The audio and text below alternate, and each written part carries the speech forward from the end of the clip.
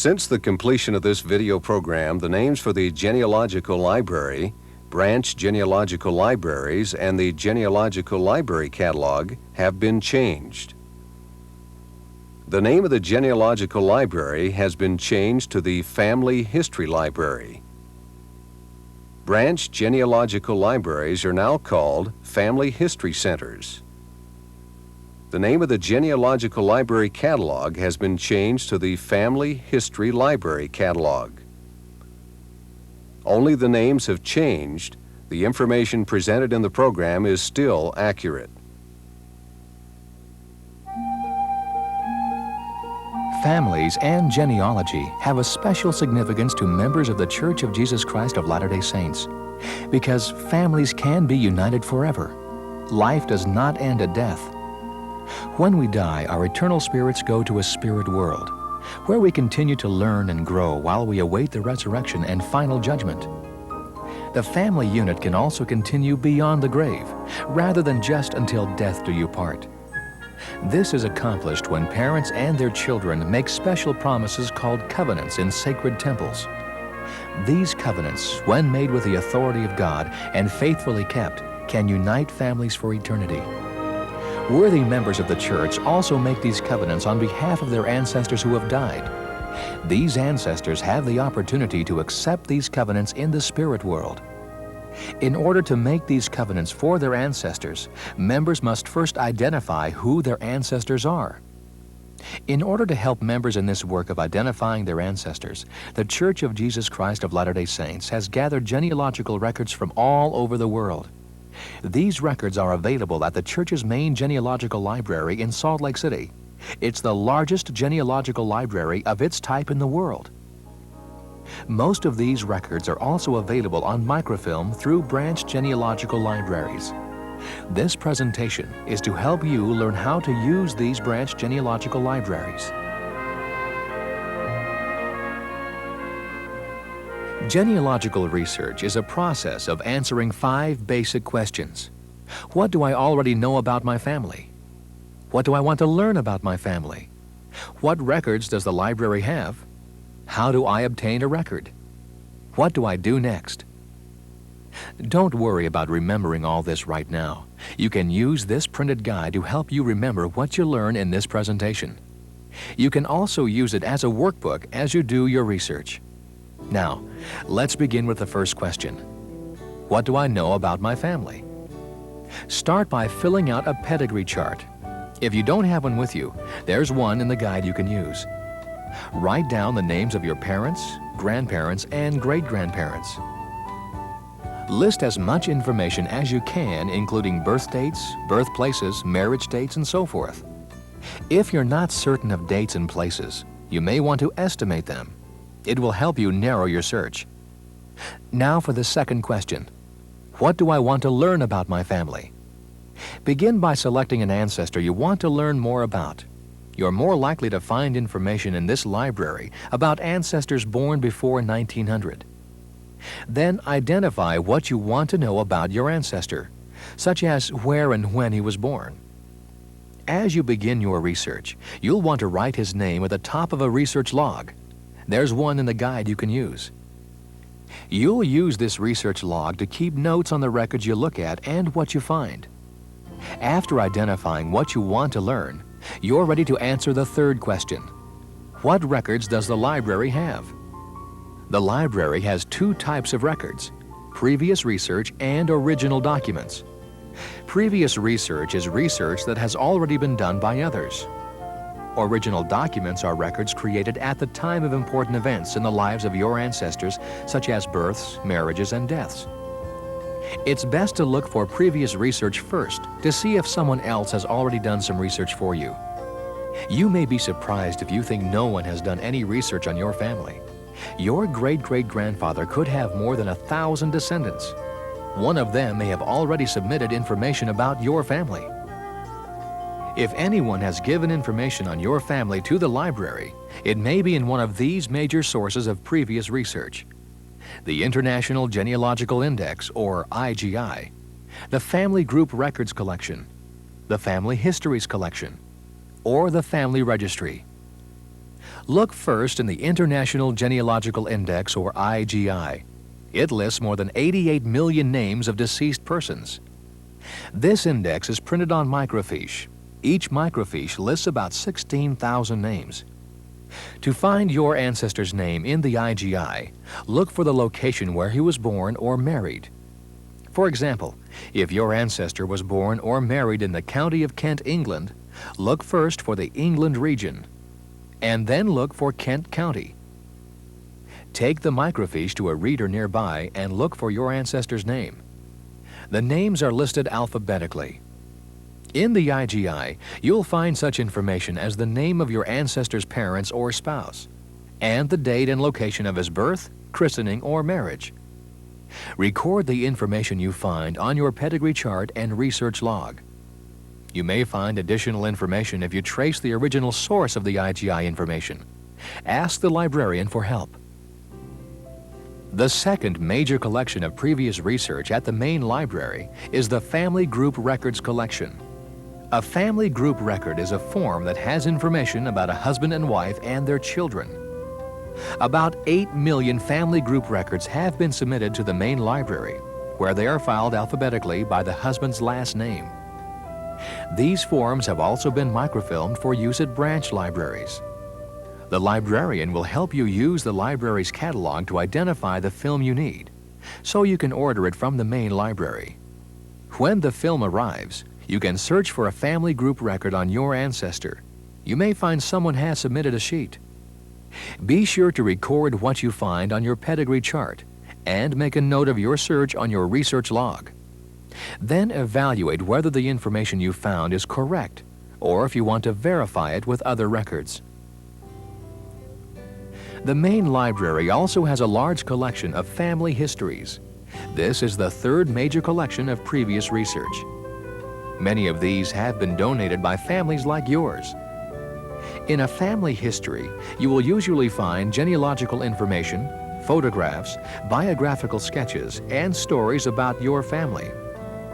Books are available only at the main library. However, copies on microfilm or microfiche can be ordered for use in your branch library. To see if the main library has a history of your family, look for your family's name in the Genealogical Library Catalog found at your branch library. The Genealogical Library Catalog, or GLC, is printed on microfiche. To find a family history, look in the surname section of the GLC. Family histories are listed alphabetically by family name. If there is a microfilm or microfiche number, you can request a copy from the main library. If you need assistance, ask the librarian for help. This booklet is also available to help you use the GLC. If you find a family history listed in the GLC, note its call number and description on your research log. In addition to knowing what research has already been done on your family, you may also want to know if anyone else is doing research on your family now. To find out, look in the family registry. It lists the names of people who are interested in coordinating research efforts with others. The family registry is on microfiche. Find your ancestor's name in the index microfiche. Then contact the person who submitted the name. After completing your survey of the 3 major collections of previous research and checking the family registry, you're ready to begin searching original documents. Original documents are records that were created at the time of important events in the lives of your ancestors. For example, their births, marriages, and burials may have been recorded by the church they attended. If your ancestors were immigrants, they may be listed on a passenger list. If one of your ancestors served in the military, you may find a military record. Your ancestors could also be listed in such original documents as civil, census, probate, land, and court records. We are microfilming these original documents in courthouses, churches, and other archives throughout the world. And microfilm copies of these records can be mailed upon request to your branch library. To determine which original documents to look at first, review your pedigree chart with a librarian. The librarian will direct you to the appropriate catalog where you can identify what records are available. You will probably use the locality section of the library's catalog. The records are listed under the name of the place they are from. You will find church, census, military, and other records listed here. Write the call number and description in your research log. After you've learned what records the library has, you're ready to ask question number 4. How do I obtain a record? Ask the librarian for help. Some records are kept at the branch library, but others must be ordered from the main library in Salt Lake City. If you want to order a microfilm, the librarian will help you fill out an order form. Films can be borrowed for periods of either 3 weeks or 6 months. You pay only a small fee for postage and film duplication. The film should arrive in 4 to 6 weeks.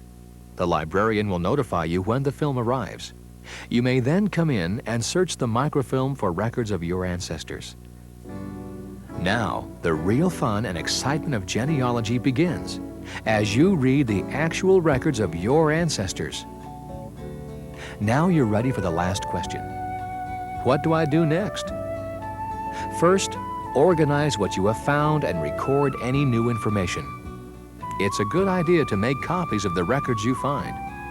If your library doesn't have a copier, you can send in this form and the main library will make a copy for you. Be certain to keep careful notes about all the records you have searched. Then evaluate your new information and decide on your next step. For example, you can check other records for more information on your ancestor. Or you can begin searching for the records of another ancestor. The librarian may be able to suggest other sources of information about your family. For example, local libraries, courthouses, churches, and other archives may have the records you need. Or perhaps some of the library's publications will help you find other records about your family. Be sure to share your information with your relatives when you get home. They may have additional information for you.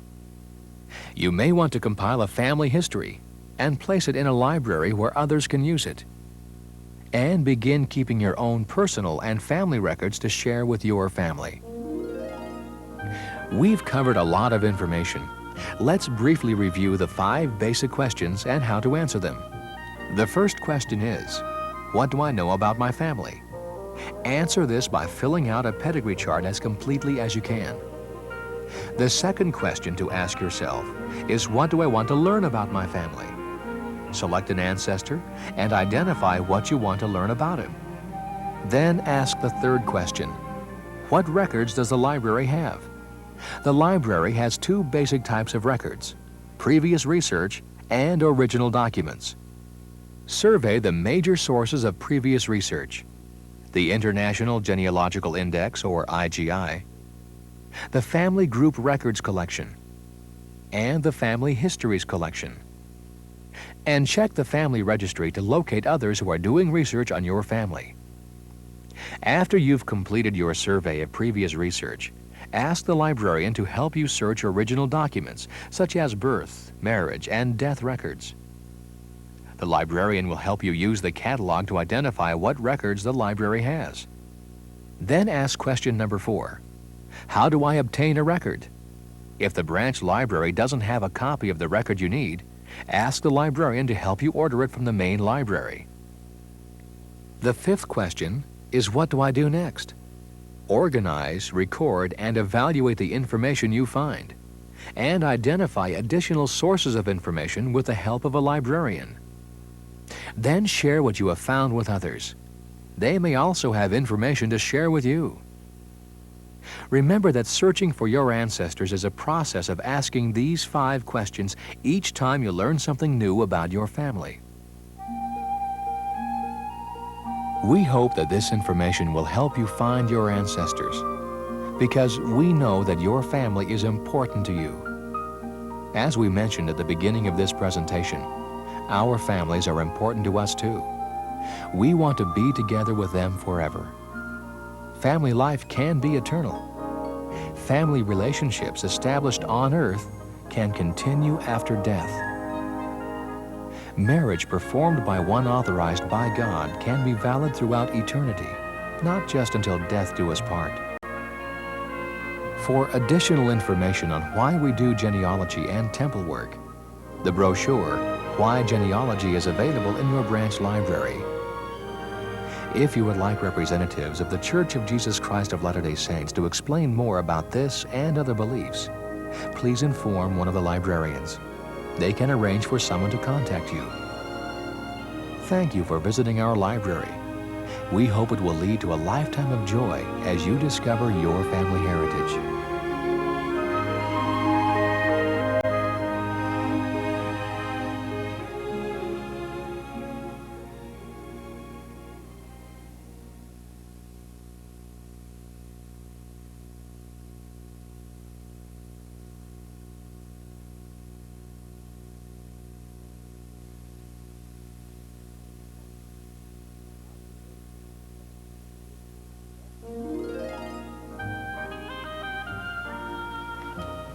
Hello, I'm Roger David Johnson, which makes me particularly interested in Johnsons. And as you can see, there's quite a few of them. And they've been around for a long time.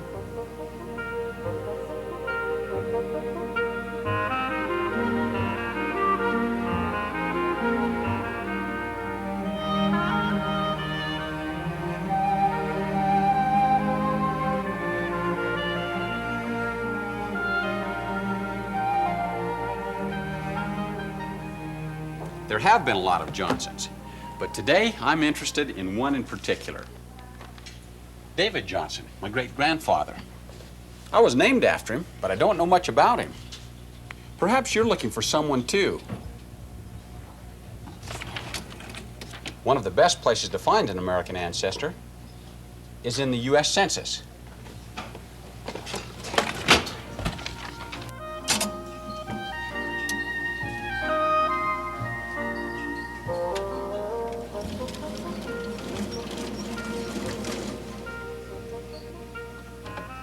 The U.S. Census is a good place to start because it's a record of almost everyone who's lived in the United States. Since 1790, the U.S. government has conducted a census every 10 years. Census takers visited nearly every home, and they recorded information about the people in those homes, such as names, ages, and places of birth. All this information was compiled in the U.S. Census and later microfilmed. It's this microfilm that we'll be searching. All we have to do is learn how. Basically, there are 7 steps you need to follow in searching a census. First, identify what you know about your ancestors. Second, select the census you want to search. Third, look for a census index. Fourth, find your ancestor in that index. Fifth, find the census film number. Sixth, find your ancestor in the census. And seventh, copy and evaluate the information. Don't worry about remembering all this right now. You'll be able to use this handout. It reviews all the 7 steps as well as other information. Now let's begin with step 1. Identify what you know about your ancestors. I'm looking for David Johnson, my great-grandfather. I know he was born in Ohio in about 1835. Now his son Alfred Johnson, that's my grandfather, was born in 1881 in Iowa. So David Johnson moved to Iowa and lived there until he died in 1908. Now that doesn't look like a lot of information to go on, but it's enough to get me started looking through the census records. Now I'm ready for step 2. In selecting a census, you'll need to know that not all of the censuses are available. The censuses are available in the Genealogical Library from 1790 through 1910.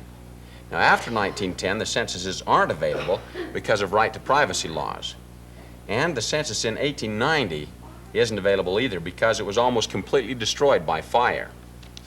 Since David Johnson was born in about 1835 and he died in 1908, he'll probably be listed in these censuses from 1840 through 1900. I'll use one of these censuses to begin my search. At first, you might think I should start with the 1840 census. David would be approximately 5 years old then and probably living with his family. But there's an important rule to remember when selecting a census. Always begin with the most recent census and work backwards in time. You see, the government collected more data on its citizens in the later years. Therefore, there's more information given in the later censuses than the earlier ones. For instance, Between 1790 and 1840, only the heads of households were listed by name.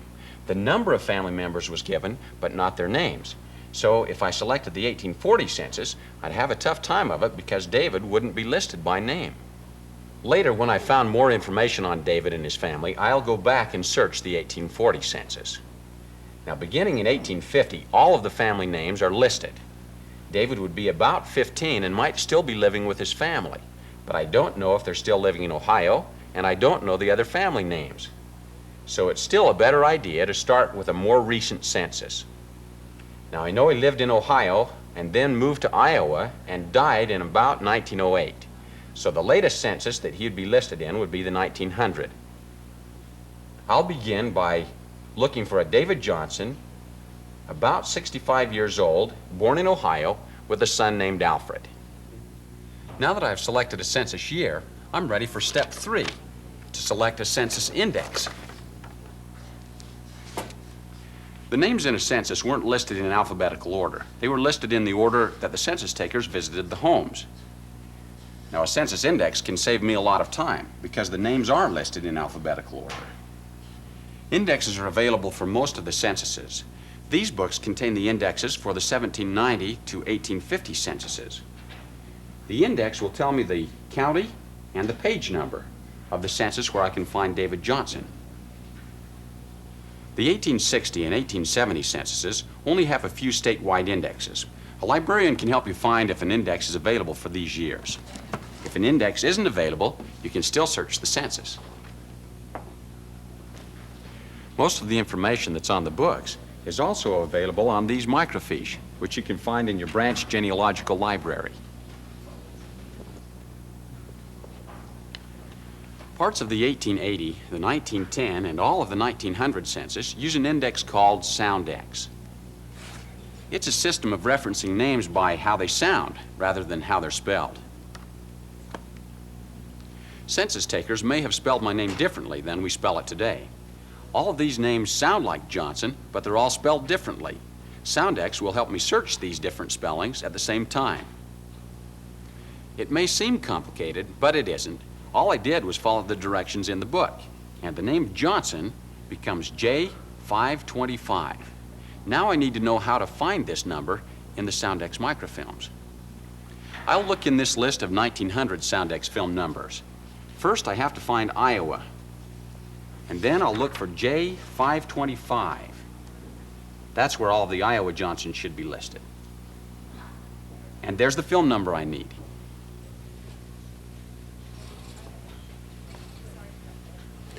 The film is located here in the U.S. Film Collection. And if you're in a branch genealogical library, you can have the film mailed to you.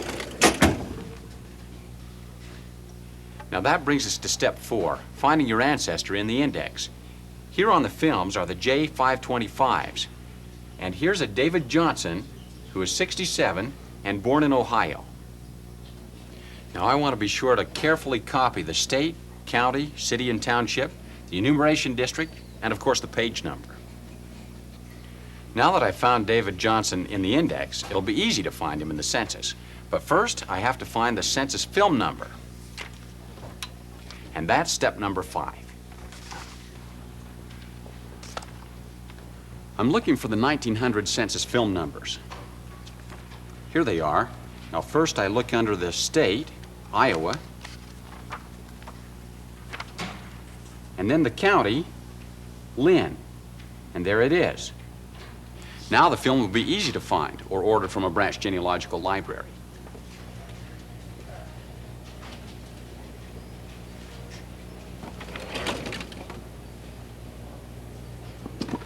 Here it is, 1240433. Now I'm going to go find David Johnson.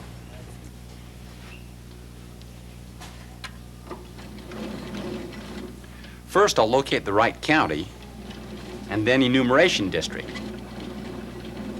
Then I'll try to find the page. And there it is. And there's David Johnson. Now let's see what we've got here. David's wife was named Mary Ann, and they had 2 children living at home. The first one looks like H-E-N-R, probably Henry, with the middle initial of T. The second one was Alfred T., and Henry was 21 years old, born in Nebraska. Alfred was 18 years old, born in Iowa. David and Mary Ann had been married for 25 years. Mary Ann had 13 children, and 7 were still living. Now we see here that David's father was born in Kentucky and his mother in Ohio, while Mary Ann's father was born in Ireland and her mother was born in Scotland. We see that David was a gardener, and the O and the M indicate that he owned his own home with a mortgage. And now for step 7, copy and evaluate your information. I like to copy my information on this printed form, and I always write down the film number in case I want to come back and search the film again.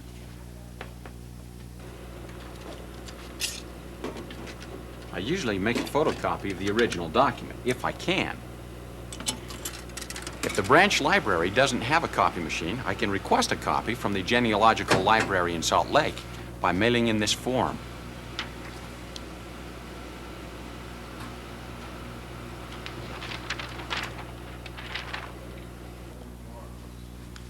Now I need to evaluate this new information. How much of it's correct? Probably most of it. But I have to remember that census takers were people too, and they made mistakes. Or perhaps they were given incorrect information. I'll want to search more records to verify it. The census here can lead me to more information about David Johnson and his family. For instance, I know that David's son Alfred was born in 1881 in Iowa, and his brother Henry was born in 1878 in Nebraska. This suggests that the family lived in either Nebraska or Iowa when the 1880 census was taken. I can search the 1880 census for those 2 states and find the family with additional children at home. I also learned from the 1900 census that David owned a home, so I might be able to find land records. David died in 1908, so his will might be recorded in the probate records of Lynn County. Since the Johnson family lived in Iowa for about 19 years, I might be able to find birth, marriage, and death records for David's children during that time period. As you can see, the United States censuses are valuable records for genealogists and family historians. And I've only told you about the U.S. federal censuses. For example, these registers list local and other special censuses which can be very helpful. I've found a lot about my great-grandfather, but how about you? Are you ready to use the U.S. censuses? To make sure, let's do a review of the steps. First, identify what you know about your ancestors. Second, select a census to search. Third, look for an index. Fourth, find your ancestor in the index. Fifth, find the census film number. Sixth, find your ancestor in the census. And seventh, copy and evaluate the information. Don't forget, these steps are summarized on this handout. These other handouts will be helpful to you in searching other census records. As you use the census, I hope you'll experience the joy of discovering your ancestors. It's a real privilege for me to be named Roger David Johnson. Well, I've got to go now. I think I'll see what I can find in the 1880 census.